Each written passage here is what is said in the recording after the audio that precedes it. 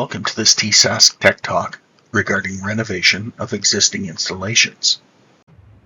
The Canadian Electrical Code Rule 2022 speaks to renovation of existing installations. The Saskatchewan interpretations clarify what is expected regarding renovations in the jurisdiction of Saskatchewan.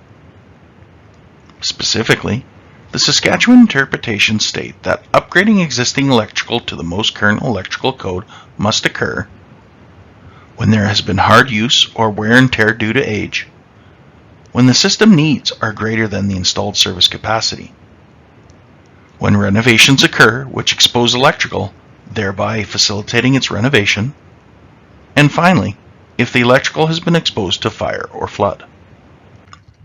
So what is the life expectancy of electrical? Well, the actual strands that make aluminum wiring can last 80 to 100 years.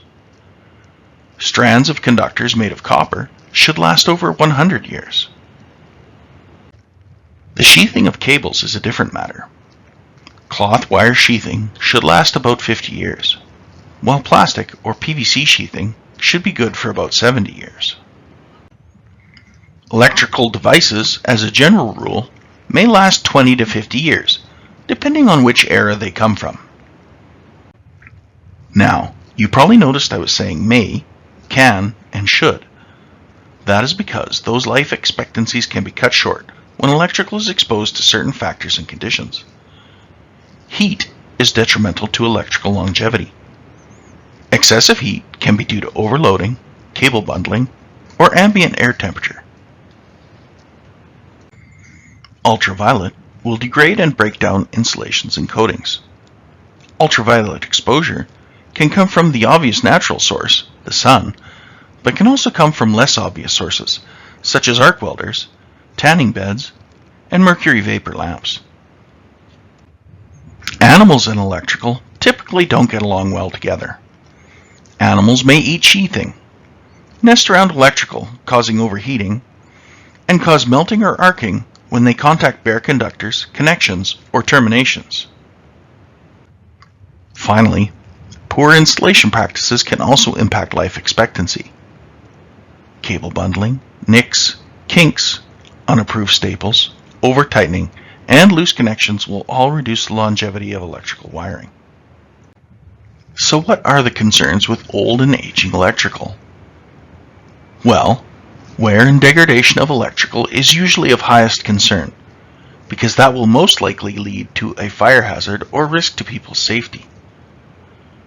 Old infrastructure that is not up to today's code is not always dangerous. Be aware that some issues are immediately dangerous, some issues have the potential for danger, and some things pose no real danger at all. For example, immediately dangerous conditions include no ground fault protection near a sink, non-grounded wiring, and worn or damaged wire insulation. Potentially dangerous issues might be lack of arc fault protection, old grounding practices, or a 70 amp service being on a house. Properly installed aluminum wiring, a panel in a closet, and less receptacles than today's code pose no danger at all. Be aware, there are situations where a service upgrade must occur, and there are other situations where a service upgrade only may be required. Inspections will require a service upgrade when the present service has been damaged due to storms, fire, or flood. An upgrade to the service will also be needed when reconnection is required after panel upgrades, alterations, or repairs, or after 12 months of being disconnected.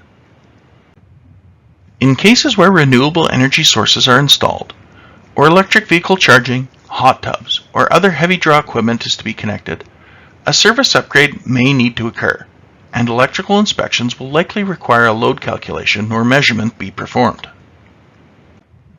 When an upgrade of a service is required, be aware, wooden masts are no longer acceptable, neither are round meter bases. Ensure all current Canadian Electrical Code bonding and grounding requirements are met, including not using a city water connection as a grounding electrode, and bonding the gas line and all metal piping. Also, ensure there is a main overcurrent installed. During a home renovation, when walls are being opened, or if cabinets are removed or replaced, the wiring of that portion of the house must be brought up to current Canadian Electrical Code requirements. Replacement of knob and tube wiring, 20 amp or split receptacles in a kitchen, quantity and spacing of receptacles in general, as well as arc fault and ground fault protection are some of the things required by inspections during a renovation. Flooding covers many different scenarios, and as everyone knows, water and electricity don't mix. So to attempt to cover all the bases, be aware of the following. Flooding can be water from putting out a fire, to runoff ingress, to broken pipes, to sewer backups.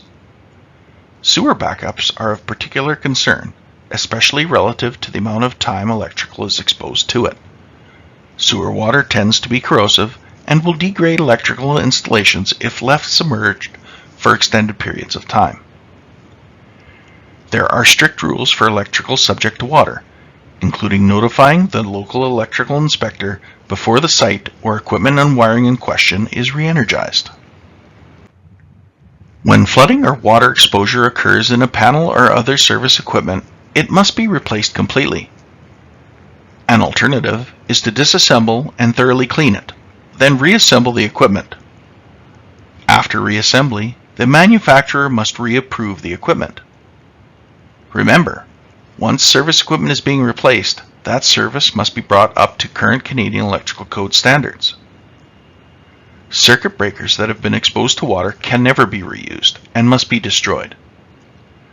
Grounding must be verified and repaired or updated to meet the current Canadian Electrical Code as well. Any submerged ground clamps should be removed and cleaned or replaced.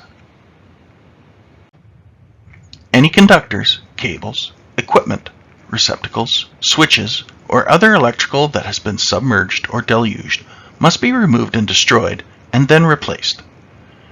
If a flooded conduit system is to be reused, it must be cleaned and a bond wire must be installed along with the new conductors. Don't forget to have gas furnaces and water heaters checked by qualified gas contractors. When electrical is subject to fire, there are several issues that can arise. Electrical, as discussed previously, can suffer severe impacts when exposed to water used to fight fires. Other impacts of fire on electrical can include smoke damage and excessive heat exposure.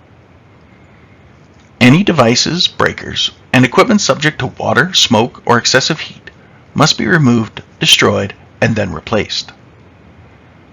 Surfaces and panels not damaged must be cleaned to be reused, but are required to be recertified by the manufacturer before being put back into service. When walls and cabinets are removed for repair, exposed electrical in the area will need to meet current Canadian Electrical Code. All cables and wires that have been exposed to flame or heat above their maximum temperature ratings must be replaced.